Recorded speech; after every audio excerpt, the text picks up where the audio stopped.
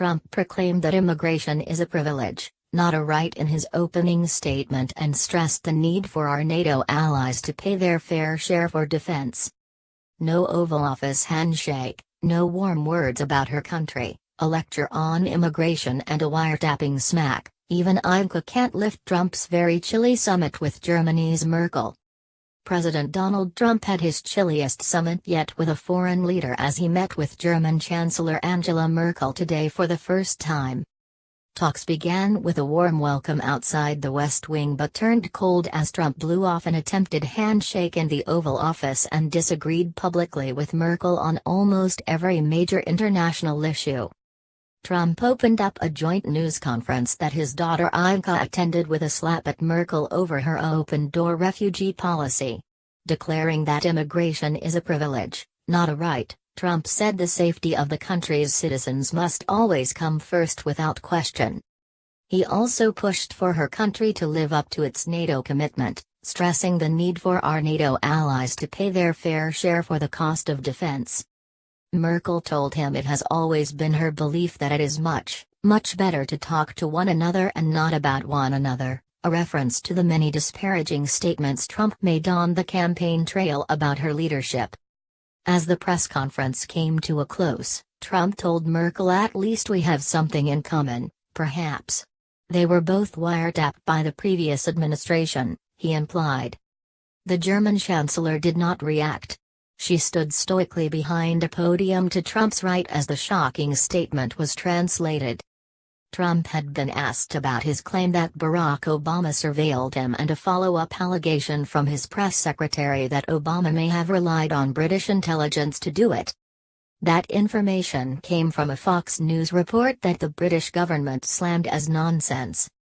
At his Friday news conference, Trump denied that his administration was impugning its overseas ally. "We said nothing.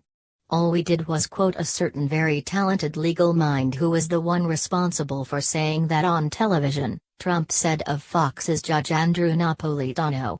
"I didn't make an opinion on it. That was a statement made by a very talented lawyer on Fox. And so you shouldn't be talking to me. You should be talking to Fox." Merkel is no stranger to Obama administration wiretapping. She herself was the subject of surveillance during his tenure. The explosive information came out in documents that were leaked by former NSA contractor Edward Snowden in 2013. German newspaper Bild am Sonntag said Obama personally ordered the surveillance of the German leader. Der Spiegel reported that it began under the previous administration, in 2002, and ended in mid-2013. Trump's administration has provided no proof that Obama monitored his calls or had his Justice Department surveil him or his business. His White House has pointed to news reports like the one on Fox to Ba. After the U.S.'s spying on Germany was revealed, Obama apologized and told Merkel that his country would not eavesdrop on her again. The two eventually became close friends. Trump struggled to put himself on similar footing with his German counterpart on Friday. He had previously accused her of ruining Germany for allowing an influx of refugees from Syria into her country. As the two sat down for their first face-to-face meeting since his election, Trump called it a great honor to meet her. Helping to break the ice at a joint meeting with business executives was Germany's support for apprenticeship programs, something Trump, the former Apprentice star, couldn't help but point out.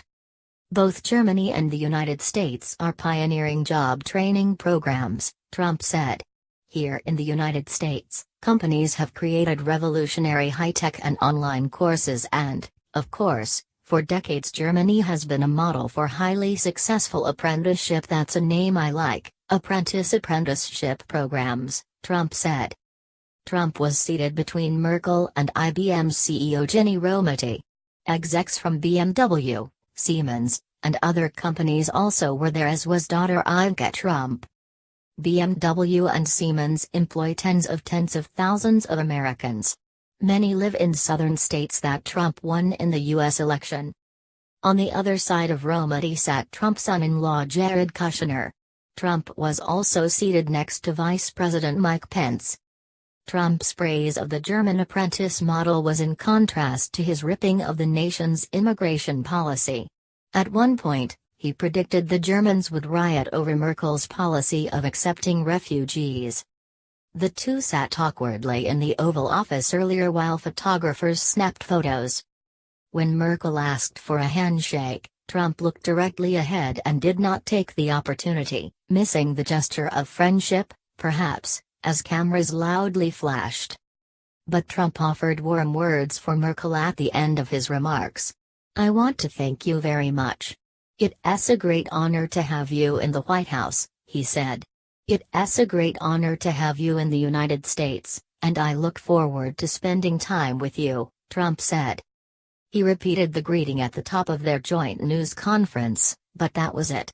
He did not say, as he had following meetings with other foreign leaders, that he expects the two of them to become great friends. Nor did he gush about his love for her mother country, even though his family has roots in Germany. Instead, he talked about the close friendship between America and Germany that is built on the nation's shared values.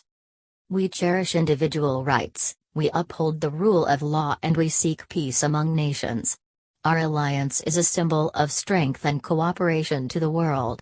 It is the foundation of a very, very hopeful future," he said. Moments before Trump had needled Merkel over her nation's overdue contributions to NATO. "Many nations owe vast sums of money from past years, and it is very unfair to the United States," he said. "These nations must pay what they owe." Talking about trade, Trump argued that millions of U.S. workers have been left behind in the age of globalization. "The United States will respect historic institutions, and we will also recognize the right of free people to manage their own destiny," he stated. Trump was later cast as an isolationist by a German reporter. "I'm not an isolationist," Trump replied, even though the question was directed at Merkel. "The United States has been treated very, very unfairly by many countries over the years. And that's going to stop," he stated. "I'm a free trader, but I'm also a fair trader. And our free trade has led to a lot of bad things happening." Merkel said in her answer, "We have to protect our external borders. And there we have to work on the basis of mutual interest with our neighbors. Migration, immigration, integration has to be worked on. Obviously, traffickers have to be stopped.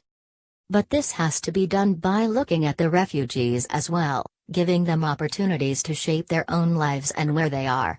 Help countries who right now are not, an inability to do so, sometimes because they have civil war. I think that's the right way of going about it. And this is obviously where we have an exchange of views about it, but my position is the one I've just set out for you."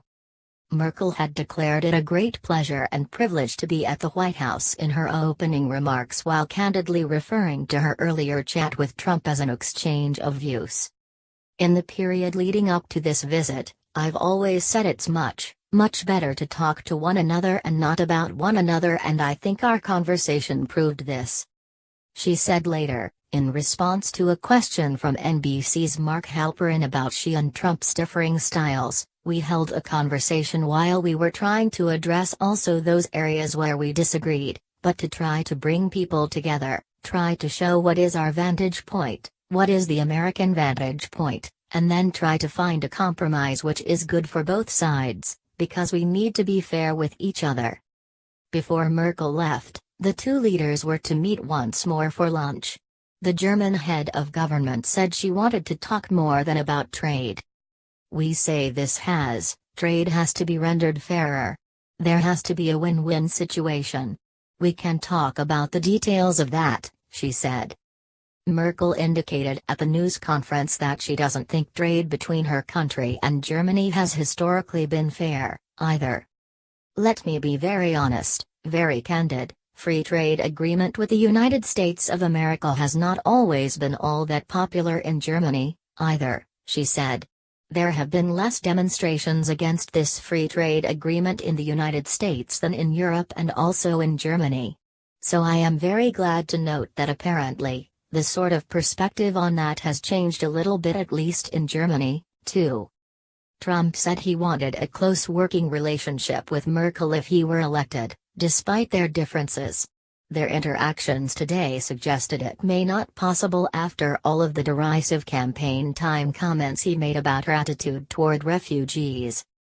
You watch what happens to Angela Merkel, who I always thought of as a very good leader until she did this. I don't know what went wrong with her, then candidate Trump said of her refugee at an August rally in Virginia. What went wrong? Angela, what happened? Since being elected, Trump has held up Germany as a reason for restricted travel and a ban on refugees. After an Oval Office meeting this morning, the leaders of the Western world's most influential counties played nice for the cameras, saying in English and German that it went well. We talked about lots of things, Trump told reporters, without going into detail. A snowstorm forced them to postpone their plans for a meeting on Tuesday. The itinerary included discussions on strengthening NATO, fighting the Islamic State group and resolving Ukraine's conflict, all matters that require close cooperation between the US and Germany. There has to be a safe and secure solution for Ukraine, but the relationship with Russia has to be improved as well, once the situation there on the ground is clarified, Merkel said during their news conference. Beyond those issues, today's sit-down was to be serve as a restart of a relationship complicated by Trump's rhetoric on the campaign trail. Then, Trump seemed to care little about the potentially awkward ramifications were he to win. He invoked Merkel as a foil at his rallies, accusing his campaign rival, Hillary Clinton, of wanting to be America's Angela Merkel. He lashed out at Time magazine when it named Merkel Person of the Year in 2015 instead of him. He said that Merkel was ruining Germany. Still, Trump found ways to voice his respect. When a television station in September asked him to name a world leader he admired, he cited Merkel. Until she started letting too many refugees into Germany, he said. I was very disappointed that, when this move with the whole thing on immigration. I think it's a big problem and really, to look at what she's done in the last year and a half. I was always a Merkel person. I thought, really fantastic, but I think she made a very tragic mistake a year and a half ago, he said. In his meetings with world leaders since the inauguration, Trump has adopted a more diplomatic public persona. He recently spent a weekend bonding with Japanese Prime Minister Shinzo Abe, golfing and dining with Abe at his Mar-a-Lago estate in Florida. He has cultivated a closer friendship with Israeli Prime Minister Benjamin Netanyahu, whom he has known for years. But Merkel is used to an altogether different type of American leader, having shared a strong bond with Obama. She was the last of Obama's key European allies still in power when he left office. And as the leader of Europe's biggest economy and most stable government, Merkel emerged in recent years as the leading voice for a continent struggling with slow growth, identity issues and increased security threats after a string of terrorist attacks. Reflecting their connection, Obama and his wife called Merkel and her husband on the day before Trump's inauguration to thank her for her strong, courageous and steady leadership. It was Obama's final call with a foreign leader, his advisors said. Merkel's first major encounter with Trump came as she seeks a fourth term as chancellor in elections later this year. She has acknowledged the contest could be difficult and has stressed a need for stability after Britain's decision to leave the European Union. She reportedly has studied Trump's speeches and policies in advance of her trip, eager to find areas for cooperation. Trump has rattled European leaders with his America First mantra. He also backed Brexit and is skeptical of multilateral trade agreements. Merkel reiterated her belief that a strong EU remains in America's strategic and economic interests, a message she shared last month in Munich with Vice President Mike Pence.